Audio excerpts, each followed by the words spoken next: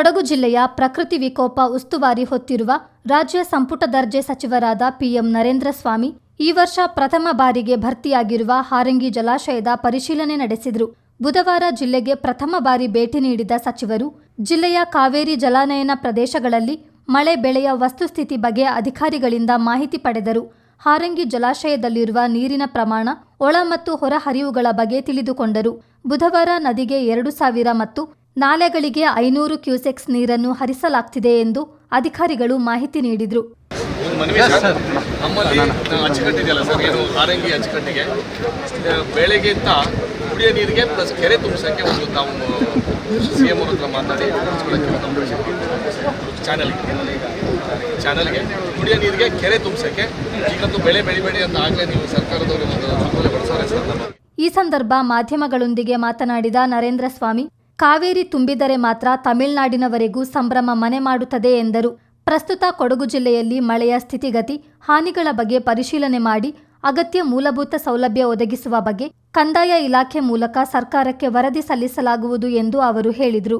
ಈ ನಿಟ್ಟಿನಲ್ಲಿ ಪರಿಶೀಲನೆಗಾಗಿ ಕೊಡಗಿಗೆ ಬಂದಿದ್ದು, ತಡವಾಗಿ ಆದರೂ ಉತ್ತಮ ಮಳೆಯಾಗಿ ಹಾರಂಗಿ ಭರ್ತಿಯಾಗಿದೆ ಎಂದ ಅವರು ಪ್ರಶ್ನೆಯೊಂದಕ್ಕೆ ಉತ್ತರಿಸಿ, ಕೆರೆ ಕಟ್ಟೆಗಳಿಗೆ ನೀರು ಹರಿಸುವ ಬಗ್ಗೆ ಪರಿಸ್ಥಿತಿಗಳನ್ನು ಅವಲೋಕಿಸಿದ ಬಳಿಕ ನಿರ್ಧರಿಸಲಾಗುವುದು ಎಂದರು.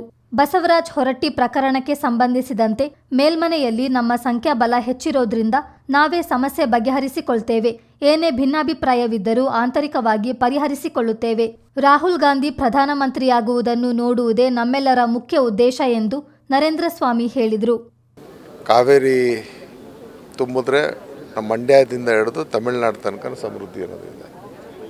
ನನಗೆ ಗೊತ್ತಿದೆ, ಹಿಂದೆನೂ ಕೂಡ ನಾನು ಇಲ್ಲಿ ಬಂದಿದ್ದೆ, ಹಿಂದೆ ಸಚಿವನಾಗಿದ್ದಾಗ ಇಲ್ಲಿ ಬಂದಿದ್ದೆ. ಆ ಒಂದು ಸಂಭ್ರಮ ಕೆಳಭಾಗದಲ್ಲಿ ಏನಿದೆಯೋ ಆ ಸಂಭ್ರಮ ಕೊಡಗಿನಲ್ಲಿ ಇರೋದಿಲ್ಲ.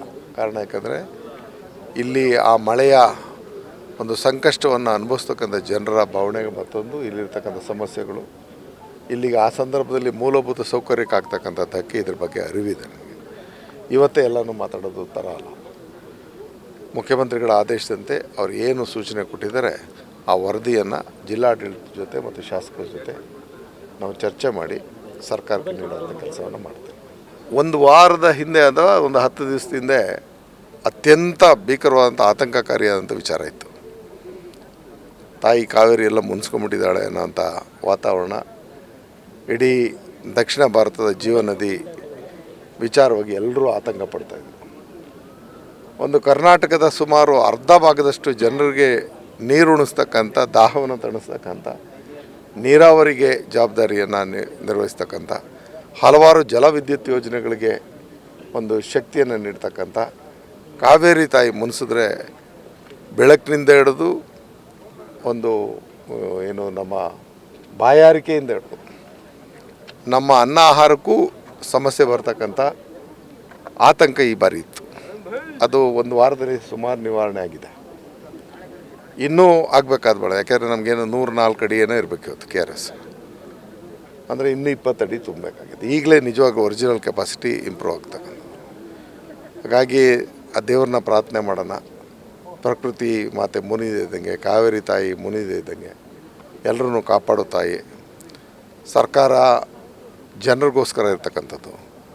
ತಾಯಿ ಜನರ ಮೇಲೆ ಮುನ್ಸ್ಕೋಬೇಡ ಅನ್ನೋಂಥ ಪ್ರಾರ್ಥನೆಯನ್ನು ನಾವು ಮಾಡ್ತೀವಿ. ವಿಸ್ತೃತವಾದಂಥ ವಿಚಾರದಲ್ಲಿ ಇವತ್ತು ಕೆಳಭಾಗದ ಸರ್ವ ಜನರಿಗೂ ಕೂಡ ಮತ್ತು ಅಂತಾರಾಜ್ಯದಲ್ಲೂ ಇರ್ತಕ್ಕಂಥ ಸಮಸ್ಯೆಗಳನ್ನ ಬಗೆಹರಿಸ್ಕೊಳ್ತಕ್ಕಂಥ ಜಾಗದಲ್ಲಿ ಹಾರಂಗಿನೂ ಕೂಡ ಒಂದಾಗಿದೆ. ಬರೀ ಹಾರಂಗಿ ಪ್ರದೇಶಕ್ಕೆ, ಹಾರಂಗಿ ಕ್ಯಾಚ್ಮೆಂಟ್ ಏರಿಯಾಗೆ ಮಾತ್ರ ಸೀಮಿತವಾದಂಥ ವಿಚಾರ ಆಗಿರೋದಿಲ್ಲ. ಹಾಗಾಗಿ ಇಲ್ಲಿಯ ಸ್ಥಳೀಯ ವಿಚಾರಕ್ಕೆ ಉತ್ತರ ಕೊಡಬೇಕಾದ್ರೆ ಬೇರೆ ಕೊಡಬೇಕಾಗತ್ತೆ. ಪೂರ್ಣ ಪ್ರಮಾಣದಲ್ಲಿ ಕಾವೇರಿ ಬೇಸಿನ್ ಅಂತ ನಾವೇನು ಹೇಳ್ತೀವಿ ಅದರ ವಿಚಾರ ಮಾತಾಡೋಕೆ ಬೇರೆ ರೀತಿ ಮಾತಾಡಬೇಕಾಗುತ್ತೆ. ಹಾಗಾಗಿ ಇದನ್ನು ಒಂದೇ ಪ್ರಶ್ನೆಗೆ ನಾವು ಉತ್ತರ ಕೊಟ್ಟು ಅದನ್ನು ಒಂದು ರೀತಿ ಗೊಂದಲ ಮಾಡೋದು ಥರ ಅಲ್ಲ ಅನ್ನೋದು ನನ್ನ. ಇಲ್ಲೇನು ಆಂತರಿಕ ವಿಚಾರಗಳು ಅವಶ್ಯಕತೆ ಇಲ್ಲ. ಅದನ್ನು ನಮ್ಮ ಪಕ್ಷದ ಮುಖಂಡರು, ಸದೃಢರಿದ್ದಾರೆ, ಶಕ್ತರಿದ್ದಾರೆ, ಸಾಲ್ವ್ ಮಾಡ್ಕೋತಾರೆ. ಒಂದಷ್ಟು ದಿನ ಅಸಮಾಧಾನ ಕೆಲವ್ರಿಗೆ ಇರುತ್ತೆ. ಒಂದು ಮನೆಯಲ್ಲಿ ಅಣ್ಣ ತಮ್ಮದರಿಗೆ ಕಿತ್ತಾಟ ಬರ್ತದೆ ಅಂದಾಗ ಆಕಾಂಕ್ಷಿತರು ಬೇಸರ ಆಗಿರ್ತಕ್ಕಂಥದ್ದು ಸಹಜ ಇದೆ. ಈಗ ನನಗಾಗಲಿಲ್ಲ ಅಂದರೆ ನಾನು ಬೇಸರ ಪಡ್ತಿದ್ನೇನೋ. ಹಾಗಾಗಿ ಅದನ್ನೆಲ್ಲ ಚರ್ಚೆ ಮಾಡೋಂಥ ಅವಶ್ಯಕತೆ ಅದು ಮನೆ ಒಳಗೆ ಪಕ್ಷ ತೀರ್ಮಾನ ತಗೋತದೆ. ಅದಕ್ಕೆ ನಾವೇನು ಹರಿವಿನ ಮಾಡ್ತಾರೆ ಮುಖ್ಯಮಂತ್ರಿಗಳು ಮತ್ತು ಹೈಕಮಾಂಡ್ ತೀರ್ಮಾನ ಮಾಡಿ ಜವಾಬ್ದಾರಿನ ಕೊಡ್ತದೆ. ಅತಿ ಶೀಘ್ರದಲ್ಲೇ ಮಾಡ್ತಾರೆ. ಕಾಂಗ್ರೆಸ್ನ ನಾಯಕರು ಸಿದ್ದರಾಮಯ್ಯನವರು ಸುಧಾಕರ್ ಕಾಂಗ್ರೆಸ್ಸಿಗ, ನಾನು ಕಾಂಗ್ರೆಸ್ಸಿಗ, ನಮ್ಮ ಮಂತರ್ಗೌಡನು ಕೂಡ ಕಾಂಗ್ರೆಸ್ಸಿಗರಲ್ಲಿ ಗುಂಪುಗಾರಿಕೆ ಅನ್ನೋದು ಸಾಧ್ಯ ಇಲ್ಲ. ನಾವೆಲ್ಲ 29ಕ್ಕೆ ರಾಹುಲ್ ಗಾಂಧಿಯನ್ನು ಪ್ರಧಾನಮಂತ್ರಿಯಾಗಿ ಕಾಣುವಂಥ ದಿಕ್ಕಿನಲ್ಲಿ ಕೆಲಸ ಮಾಡೋರು. ಅಷ್ಟು ಬಿಟ್ಟರೆ ಸಣ್ಣ ಪುಟ್ಟ ಅಪ್ಸರ್ಗಳು ಒಂದು ಮನೆಯಲ್ಲಿರಲ್ವಾ, ಅಪ್ಪನ ಕಂಪ್ಲೇಂಟ್ ಮಾಡಲ್ವಾ, ಅಣ್ಣ ಹೊಡೆದ್ಬಿಟ್ಟ ಅಂತ, ಅಕ್ಕ ಹೊಡೆದ್ಬಿಟ್ಟ ಅಂತ ಕಂಪ್ಲೇಂಟ್ ಮಾಡಲ್ವಾ? ಆ ರೀತಿ ನಾವು ಒಂದು ಪಕ್ಷದೊಳಗೆ ಕಿತ್ತಾಟ ಆಡ್ಬಿಡೋದು ನಮ್ಮ ಮನೆ ಒಳಗಿನ ವಿಚಾರ. ಅದೇನಿದ್ರು ನಾವು ಸರಿ ಮಾಡ್ಕೋತೀವಿ. ಇಲ್ಲ ಮುನ್ಸ್ಕೊಂಡಿರೋರ್ಗೆ ನಾವೇ ಅವ್ರನ್ನ ಸಮಾಧಾನ ಮಾಡೋಕ್ಕೆ ಹೋಗ್ತೀವೋ, ನಮ್ಮ ನಾಯಕರುಗಳು ಹೋಗ್ತಾರೋ, ಸರಿಪಡಿಸ್ತೀವಿ. ಇನ್ನೊಂದೆರಡು ದಿನದಲ್ಲ ಸರ್ ಹೋಗುತ್ತೆ.